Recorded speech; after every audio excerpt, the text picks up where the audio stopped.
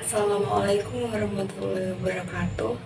Sebelumnya perkenalkan, saya Afta Amarina Rasyada dari NIM 005 dari Fakultas Ekonomi kelas 01. Di sini saya akan mempresentasikan tentang Business Feasibility Study bersama teman-teman saya.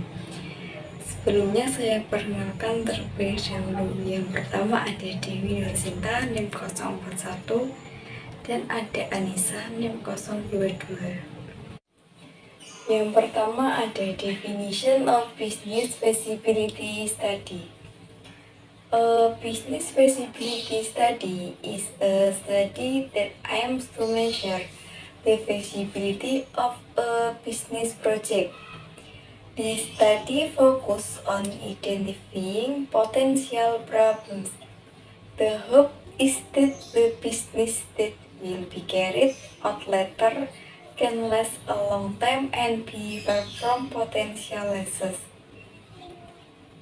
Yaitu pengertiannya adalah dalam membangun sebuah usaha, modal saja tidak cukup untuk membuat bisnis Anda menjadi sukses. Jadi, diperlukan banyak pertimbangan serta rencana bisnis yang matang.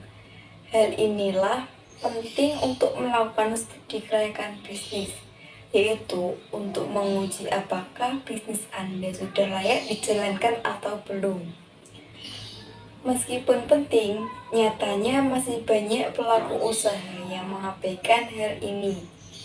Akibatnya, tidak sedikit dari mereka akhirnya gulung tikar karena mengalami kerugian.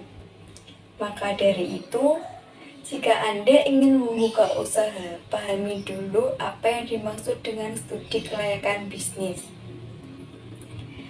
Pengertian studi kelayakan bisnis sendiri adalah kegiatan menguji kelayakan suatu usaha maupun proyek dengan mengidentifikasi masalah, peluang, tujuan, dan lain-lain. Hal ini sebenarnya dilakukan untuk membantu pengusaha mengambil keputusan yang tepat serta menghindari kerugian yang besar saat menjalankan bisnis. Dalam kata lain, pengertian studi kelayakan bisnis adalah riset yang dilakukan guna menggambarkan situasi operasional hingga menilai hasil manfaat dari suatu proyek. Dengan begitu, Anda dapat menentukan keberhasilan bisnis yang dijalankan. Pada studi kelayakan bisnis ini bertujuan untuk mengukur kelayakan proyek bisnis. Penelitian ini berfokus pada identifikasi potensi masalah yang harapannya usaha yang akan dijalankan nantinya bisa bertahan lama dan jauh dari potensi kerugian. Selanjutnya ada aspek of business feasibility study. Number 1, aspect of law or legality. One aspect that is definitely examined when a feasibility study is carried out is the legal or legal aspect. This concerns all matters related to legality or legal provision in establishing a company. In the legal aspect, the police analysis or location permits, company registration certificates, and PWP, date of company establishment issued by a notary. Yaitu ada aspek hukum atau legalitas. Salah satu aspek yang pasti diteliti ketika studi kelayakan dilakukan adalah aspek hukum atau legalitas. Hal ini menyangkut pada semua hal yang berhubungan dengan legalitas atau ketentuan hukum dalam pendirian perusahaan. Dalam aspek hukum, poin-poin yang dianalisis yakni adalah izin lokasi, surat tanda daftar perusahaan, NPWP, dan akta pendirian perusahaan dari notaris. Number 2, economic and cultural aspect. On the economic and cultural aspect, the feasibility study analyzes the impact caused by the company on the surrounding condition. From a cultural perspective, the feasibility study will analyze how the company influence local custom. Meanwhile, from an economic standpoint, the analysis carried out is how the company has an impact on the level of per capita income in the area where the company is established.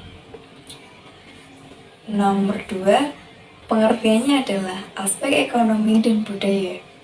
Pada aspek ekonomi dan budaya ini, studi kelayakan menganalisis dampak yang diakibatkan oleh perusahaan pada kondisi sekitar. Dari sisi budaya, studi kelayakan akan menganalisis bagaimana perusahaan mempengaruhi adat istiadat di daerah sekitar. Sedangkan dari sisi ekonomi, analisis yang dilakukan yakni bagaimana perusahaan berdampak pada tingkat pendapatan per kapita di wilayah tempat perusahaan didirikan. 3. Market and marketing aspect. Market and marketing are the basic aspect examined in the feasibility study. The analysis carried out on this aspect will answer the question whether the product purchased by the company have market opportunities. 4. Management aspect. This aspect is closely related to the company's operation, both construction and development. Of all the aspects analyzed, the management aspect has a very broad scope. This is because all matters related to the company's operation fall into the category of management aspect, from research management to company finance. 5. Financial aspect. First, business capital is the main thing that must be owned before building a business. Therefore, the financial aspect is what determines whether your business will smoothly or not in the future. Purpose of conducting a business feasibility study. Basically, the purpose of a business feasibility study is to measure the chance of success of a business into the future, so that entrepreneurs can assess whether the business to feasibility or not. Benefit of business feasibility study. 1. Minimizing the risk of loss. When running a business, there are many unpredictable things. Therefore, business people need to prepare everything to anticipate all things that will happen in the future. By conducting a feasibility study analysis, business can minimize the risk that can occur in the company, but risks that can be controlled and risks that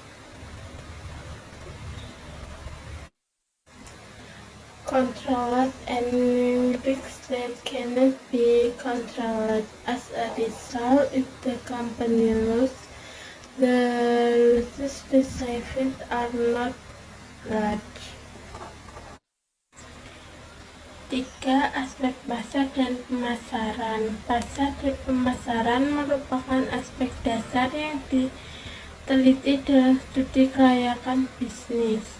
Analisis yang dilakukan pada aspek ini akan menjawab pertanyaan apakah produk yang dihasilkan oleh perusahaan memiliki peluang besar. 4. Aspek manajemen. Aspek ini berkaitan erat dengan operasional perusahaan, baik itu pembangunan maupun pengembangan. Dari semua aspek yang dianalisis, aspek manajemen memiliki cakupan yang sangat luas. Hal ini dikarenakan semua hal yang berhubungan dengan operasional perusahaan ikut ke dalam kategori aspek manajemen, mulai dari manajemen sumber daya hingga finansial perusahaan. 5. Aspek keuangan. Bagi sebagian bisnis, modal adalah hal utama yang harus dimiliki sebelum membangun sebuah bisnis. Maka dari itu, aspek keuangan menjadi hal yang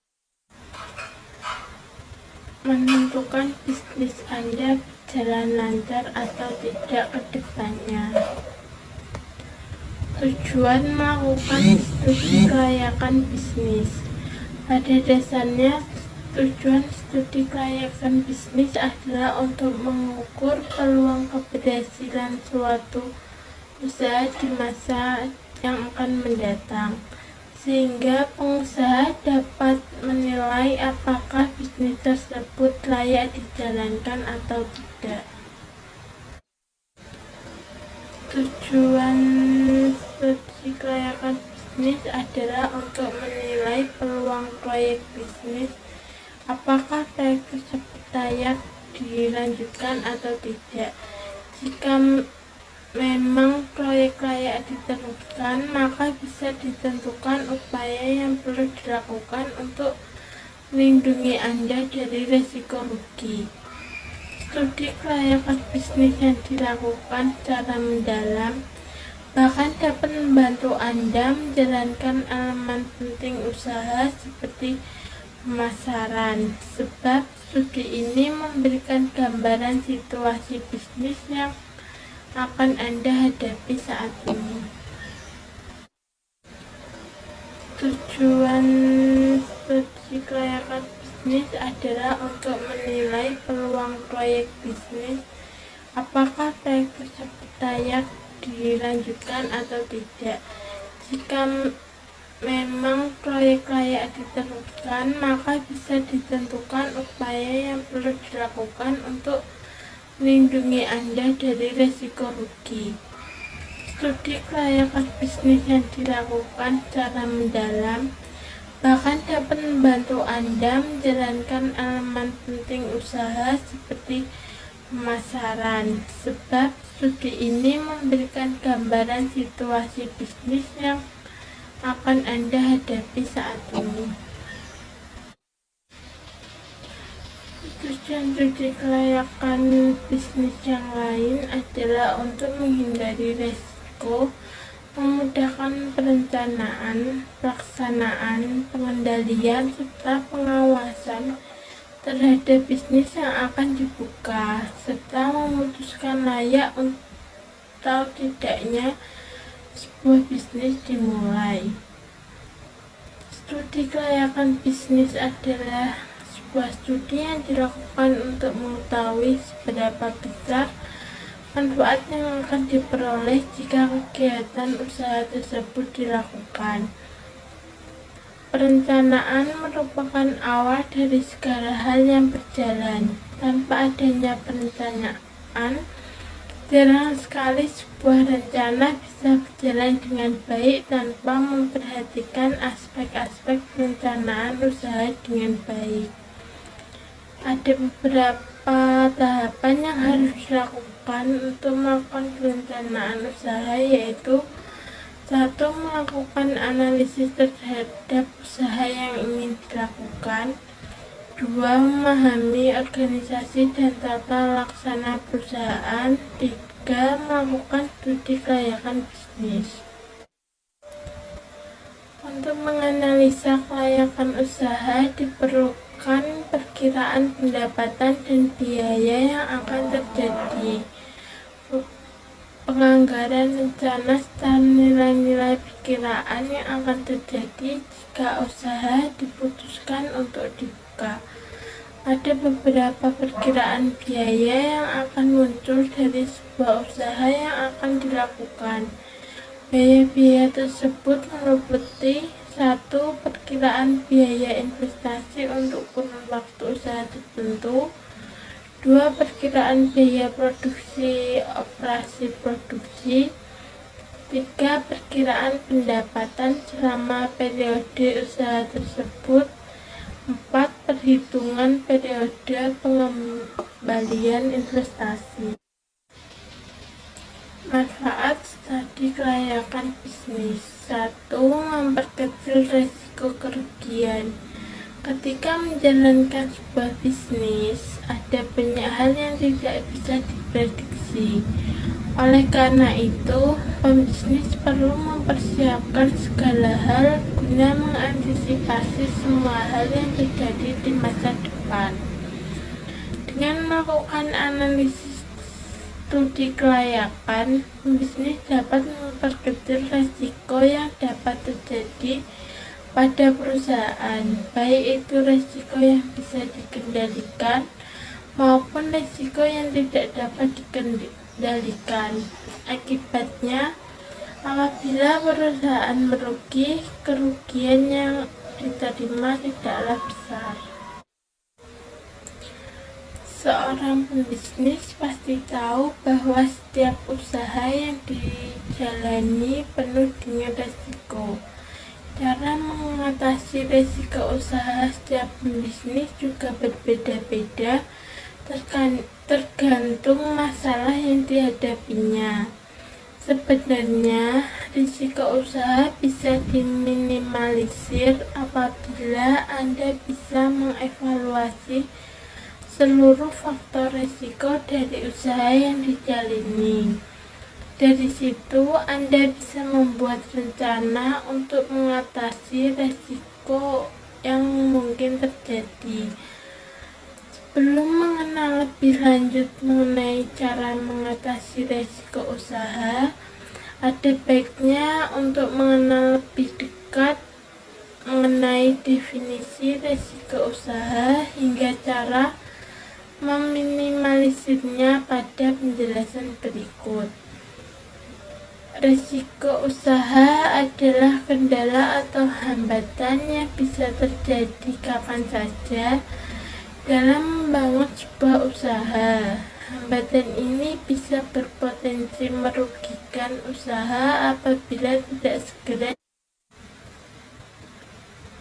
Risiko usaha akan muncul mulai dari yang terlihat sepele hingga rumit, misalnya permasalahan yang melibatkan karyawan, sistem manajemen, klien, dan masih banyak lagi.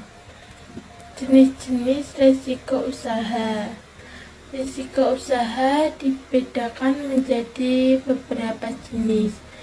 Beberapa di antaranya harus diperhatikan secara serius agar bisnis tetap berjalan dengan maksimal. 1. Risiko produksi merupakan jenis risiko usaha yang berkaitan dengan gagalnya produksi atas produk yang akan dijual. Dengan adanya cacat produksi secara otomatis akan berdampak pada pengurangan laba. 2. Risiko keuangan merupakan salah satu jenis risiko usaha yang berdampak terhadap uang perusahaan. Berikut terdapat beberapa cara mengatasi risiko usaha yang dapat diterapkan dalam dunia bisnis adalah 1. Membuat rencana. Langkah pertama untuk mengatasi risiko usaha adalah membuat rencana bisnis. Rencana tersebut harus memuat detail target yang ingin dicapai, baik dari segi operasional, keuangan, atau pemasaran. Dengan begitu, memudahkan Anda untuk menjalankan bisnis dan mengevaluasi apa yang telah dicapai. 2. Membuat perencanaan manajemen risiko.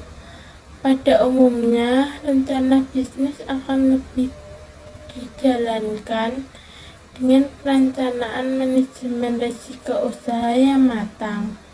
Dengan membuat perencanaan manajemen risiko yang tepat sasaran akan berpengaruh terhadap penjualan secara signifikan.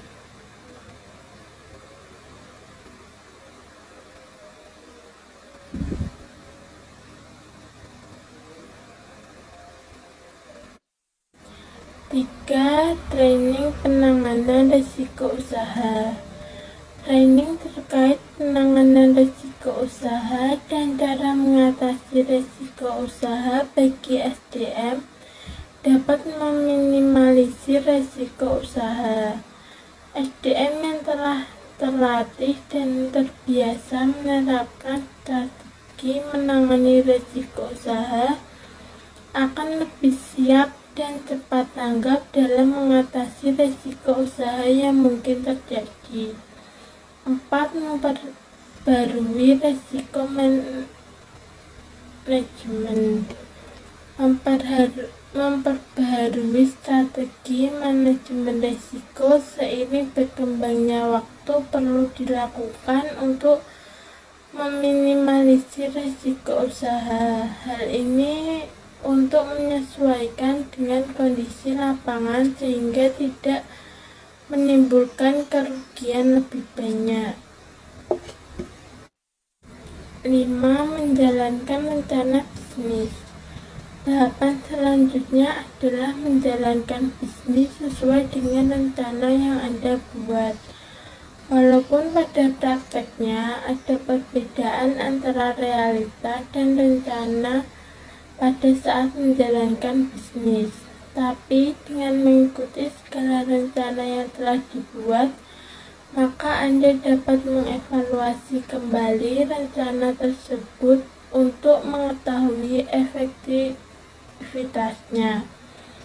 Hal ini bisa membantu Anda mengatasi risiko yang mungkin timbul ketika menjalankan bisnis. 6. Melakukan riset pasar.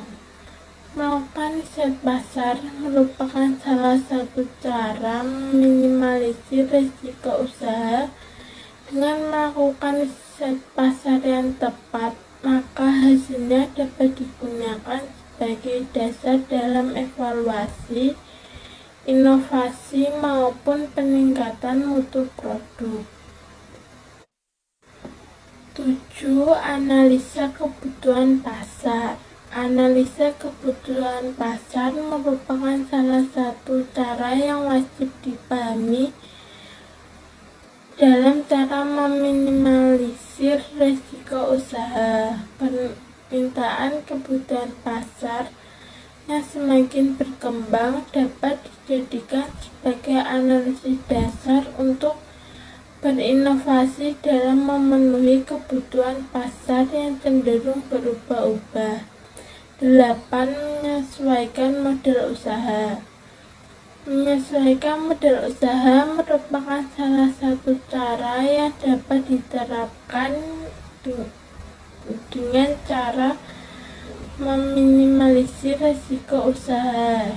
Dengan penyesuaian yang tepat, tentunya rencana yang dijalankan mampu mengatasi risiko usaha seminimal mungkin. 9. Analisa prospek bisnis. Analisa prospek bisnis dapat dijalankan dengan sempurna apabila riset pasar dan analisa kebutuhan pasar dapat dijalankan dengan baik. Hal tersebut mampu digunakan sebagai usaha meminimalisir dan juga cara untuk mengatasi risiko usaha dalam jangka panjang maupun pendek. 10. Memiliki sebuah aplikasi manajemen. Terakhir, untuk memudahkan Anda dalam mengendalikan risiko usaha, bisa dibantu dengan teknologi atau aplikasi manajemen.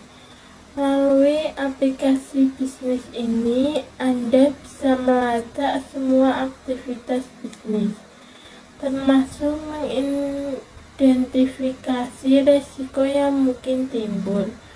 Hal ini memudahkan Anda dalam mengambil keputusan bisnis yang tepat untuk kemajuan bisnis yang dijalankan. Selanjutnya, number 2, simplify business planning. When conducting a business feasibility analysis, business people will get all information related to the business to be studied, including the advantages and disadvantages of the business. From the result of this analysis, business people can more easily plan ahead. Not only that, thanks to the feasibility analysis carried out, business can plan activities that can provide benefits for the company. Yaitu pengertiannya nomor 2 adalah mempermudah perencanaan bisnis. Saat melakukan analisis kelayakan usaha, bisnis akan mendapatkan segala informasi berhubungan dengan bisnis yang akan dirintis, termasuk kelebihan dan kekurangan bisnis tersebut. Dari hasil analisis tersebut, pebisnis dapat lebih mudah melakukan perencanaan ke depannya. Tidak hanya itu, berkat analisis kelayakan yang dilakukan pebisnis, juga bisa merencanakan kegiatan yang bisa memberikan keuntungan bagi perusahaan. Selanjutnya, number 3, streamlining business implementation.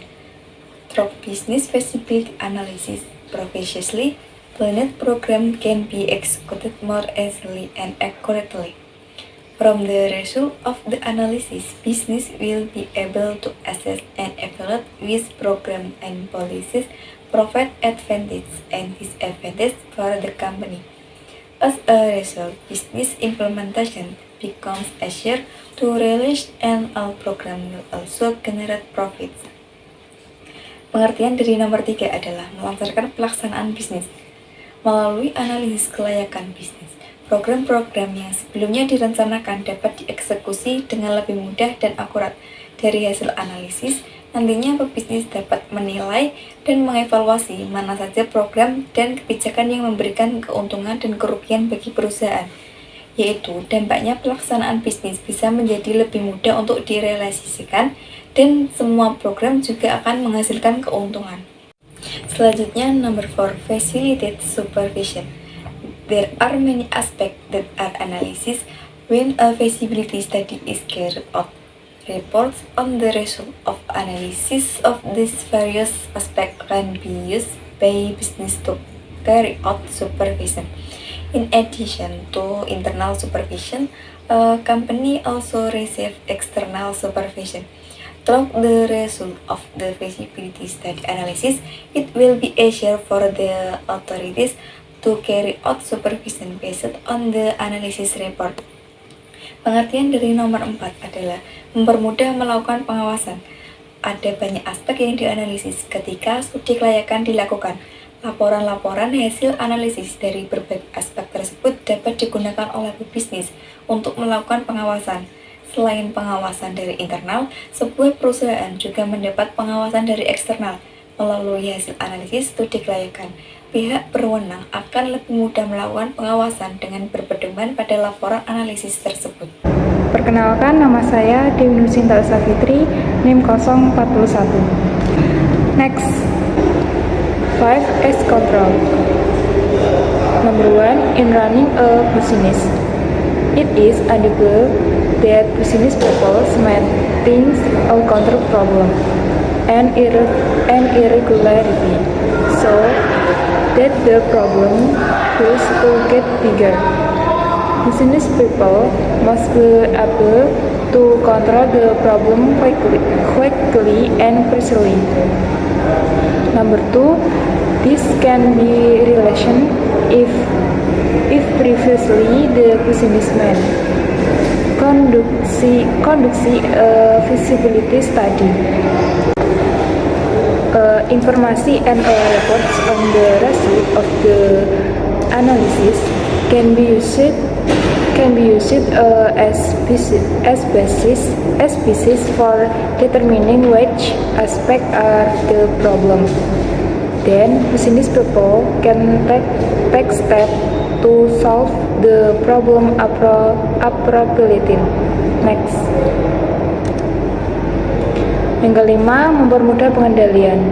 Yang pertama, Dalam menjalankan sebuah bisnis, tidak dapat dipungkiri jika pembisnis terkadang menemui masalah dan penyimpangan. Agar masalah tersebut tidak menjadi semakin besar, pembisnis harus dapat mengendalikan masalah tersebut dengan cepat dan tepat.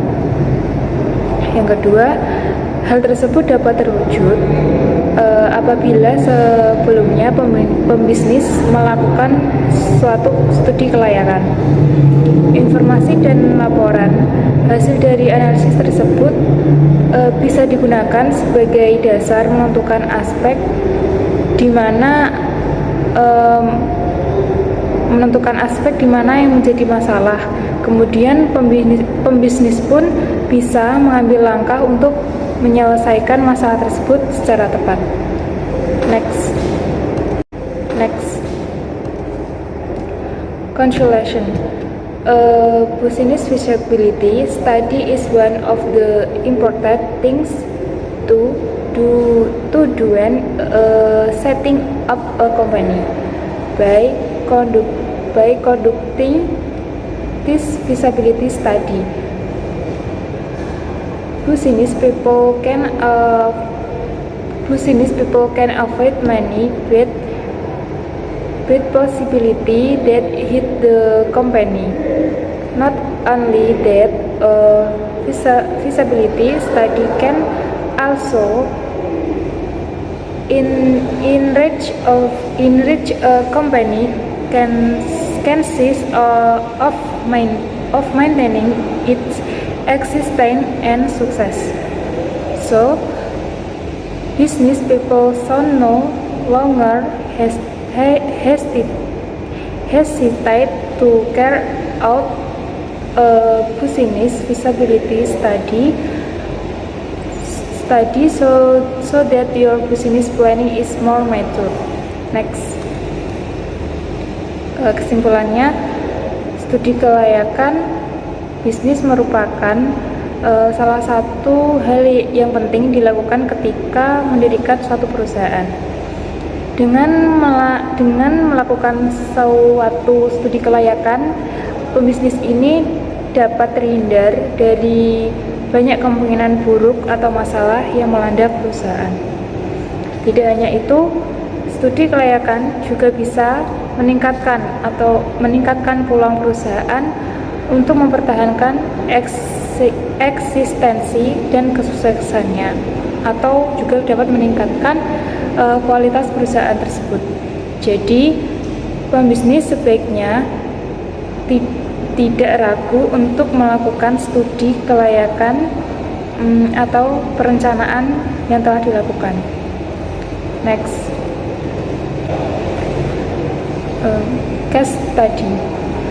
Cokaltos home industry location in the Kademangan sub-district, Blitar district, where the result of market and marketing analysis so that the prospect for the home industry for Cokaltos are quite good. This can be seen from the increase in the number of requests every year. Adequate availability of raw material and supporting material, and strategy relation to fairly good marketing mix. From a technique and product point of view, the condition of the premises and production equipment remains clean and of high quality, and meet production capacity. In terms of organization and management, the business owner has carried out management functions quality well, starting from planning, organizing, directing, and controlling, and financial analysis using 100%. On capital is said to be feasible based on the ratio of investment feasibility calculation. Next. Studi kasus home industry coklat yang terletak pada Kecamatan Kademangan yang di Kabupaten Blitar, di mana dari hasil analisis pasar tersebut dan pemasaran menunjukkan bahwa prospek home industri coklat cukup sangat baik. Hal ini dapat dilihat dari peningkatan jumlah permintaan setiap tahun dan ketersediaan bahan baku dan juga bahan pembantu yang memadai, strategi terkait bauran pemasaran yang cukup bagus. Dari segi teknis dan produksi, kondisi tempat serta peralatan produksi, tempat membersih dan tenaga kualitasnya, serta memenuhi kapasitas produksi. Dari segi organisasi dan manajemen, pemilik usaha telah menjalankan fungsi-fungsi manajemen dengan cukup sangat baik, dimulai dari perencanaan, pengorganisasian, pengarahan, dan pengendalian, dan analisis finansial dengan menggunakan 100% modal sendiri dikatakan layak berdasarkan hasil perhitungan kelayakan investasi. Sekian presentasi dari kelompok 12, kurang lebihnya mohon maaf. Apabila ada pertanyaan, saran, sanggahan dapat disalurkan melalui kolom komentar di bawah ini. Terima kasih. Wassalamualaikum warahmatullahi wabarakatuh. Sekian presentasi dari kelompok kami. Mohon maaf bila ada kesalahan kata dalam penyampaian materi. Wassalamualaikum warahmatullahi wabarakatuh.